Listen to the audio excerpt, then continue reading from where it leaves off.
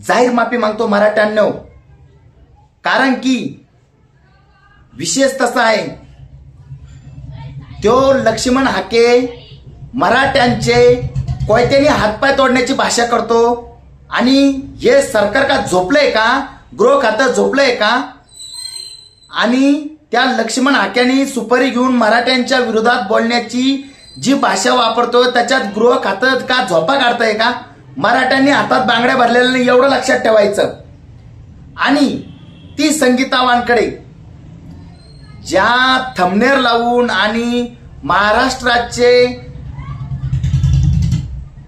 पूर्ण 5 कोटी मराठा समाजावरती आई बहिणी काढती आणि संघर्ष योद्धे श्री मनोज जरांगे पाटील यांच्याबद्दल अपशब्द वापरते आणि त्यांचे घाणघाण थंबनेर वापरून संगीता वानकडे मूर्ख बाई, नालायक बयाला तुम्ही जर कधी सजा देत नसेल तर मराठ्यांच्या रणगाणांनी तिला नक्कीच धडा शिकवल्याशिवाय राहणार नाही. पण ही लढाई मराठ्यांची अस्तित्वाची होती म्हणून संगीता वानकडे तिचं नाव घ्यायला सुद्धा लाज वाटते मला अशा बाईचं. आमच्या महिलांनी सुद्धा पोलीस केसेस करून बघितल्या, तिच्यावर कारवाई झाली तर ठीक, नाही तर आम्ही जशाच तसं उत्तर देण्यासाठी आता रस्त्यावर उतरू. तो मिशा नसलेला नवण्या, त्याची अवकात नाही. गाडी स्वतः जाळून टाकली, गाडी स्वतःच्या मेवण्याने जाळून टाकली पैशाच्या कारणास्तव आणि नाव घेतोय मराठ्यावरती. अरे ज्या 3 महिने अगोदर ह्या बाण कुदाळ्यांनी त्याला फॉर्च्युनर दिली, त्याला फ्लॅट दिला म्हणून रुसून बसला होता घरामध्ये, आणि आज मिशा नसलेला लावण्या तू आमच्यावर बोट उचलतोय.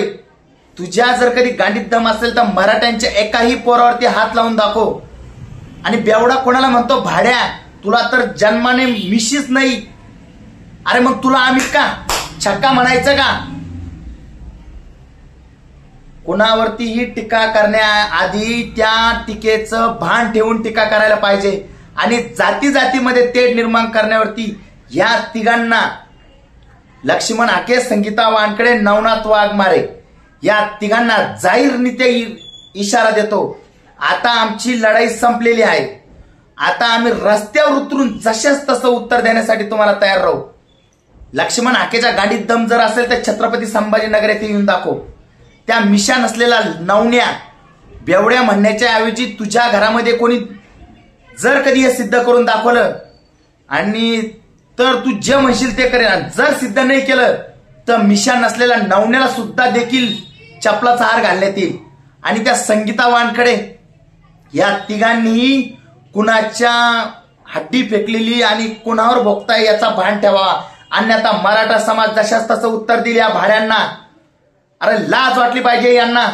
संघर्ष योद्धे श्री मनोज जरांगे पाटील यांच्यावरती गरळ ओकत असतात आणि मराठा समाजावर गरळ ओकतात. यांना जशाच तसं उत्तर देण्यात येईल.